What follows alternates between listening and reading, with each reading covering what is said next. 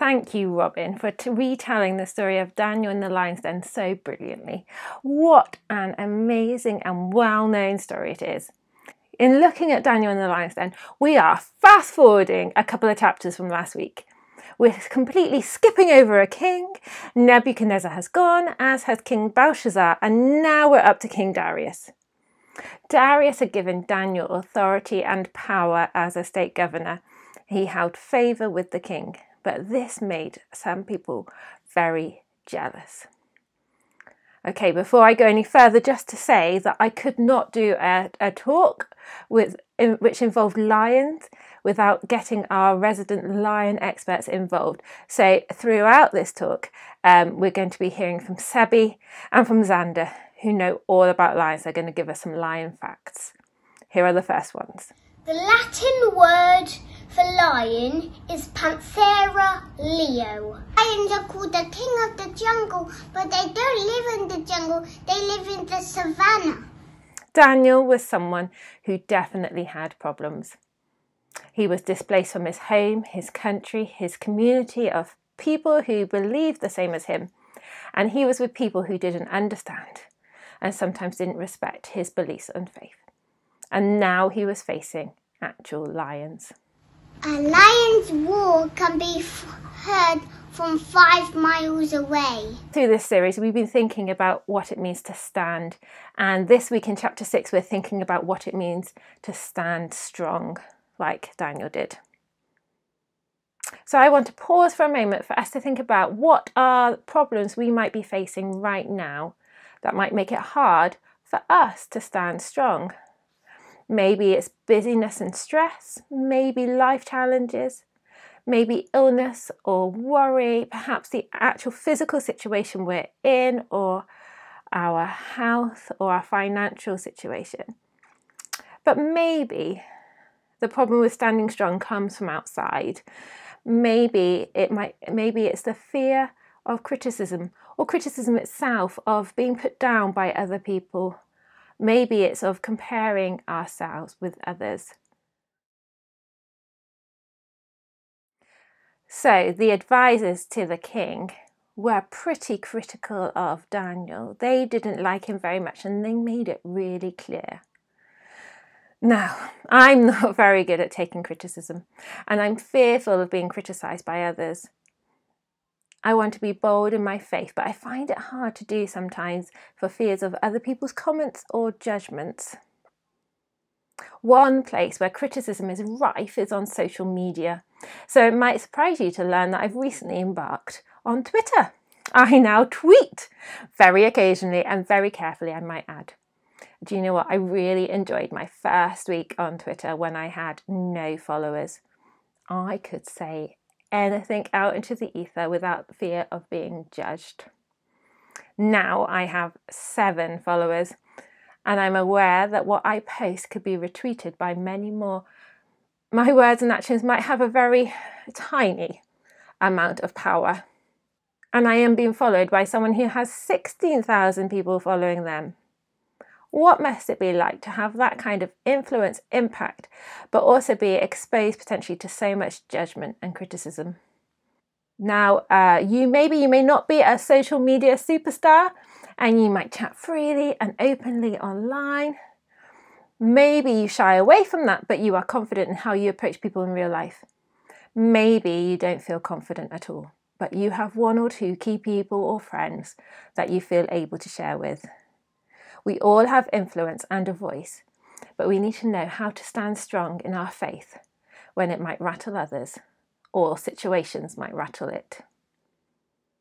When we stand out, as Ed talked about in the first week, we need to be prepared to stand strong.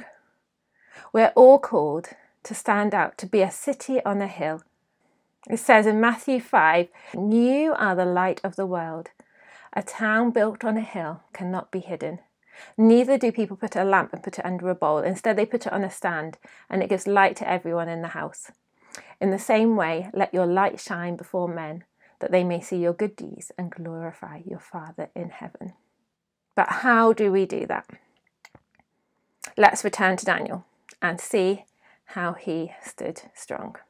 Now when Daniel learnt that the decree had been published, he went home to his upstairs room where the windows opened towards Jerusalem.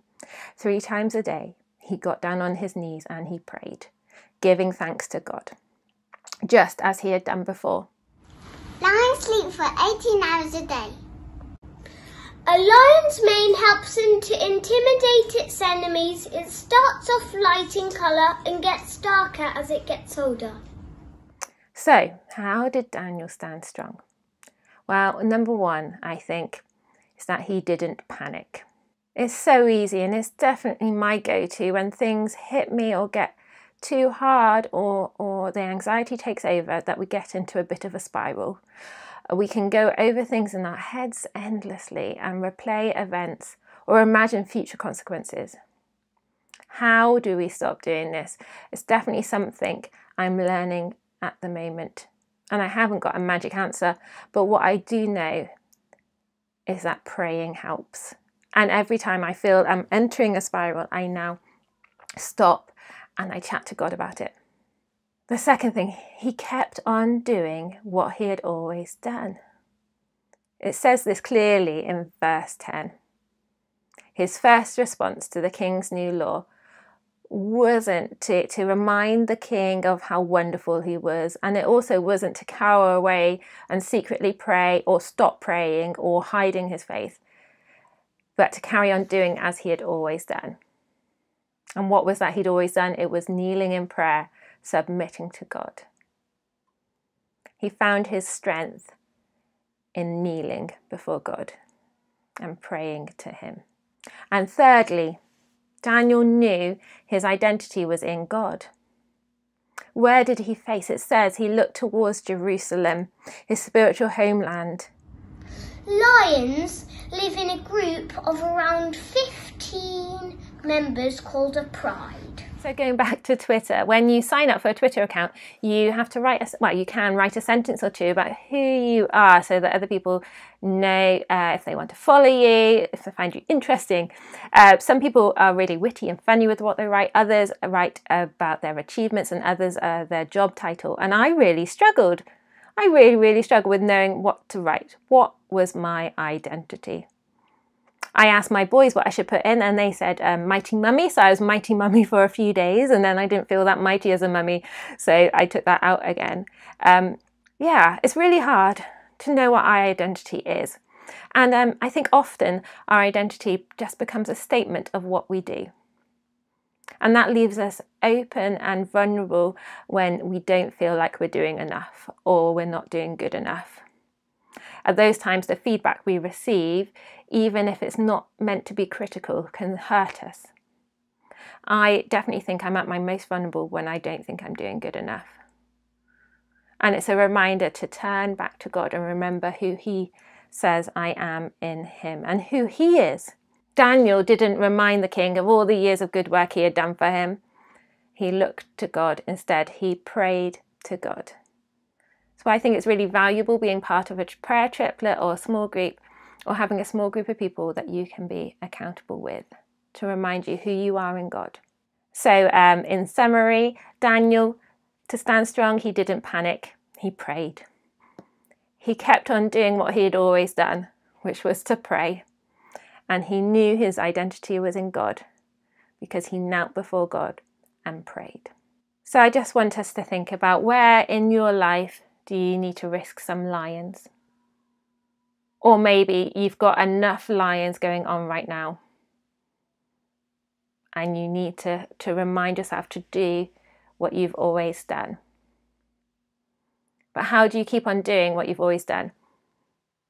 Maybe this is a reminder to start something that you always should have done. Perhaps as a family, it's remembering to pray those 3 times a day like Daniel did. And how can you remind yourself of your identity in God? What practices can you put in place to remind yourself of who you are in God? Ultimately, kneeling before him, because in kneeling in prayer, we can stand strong.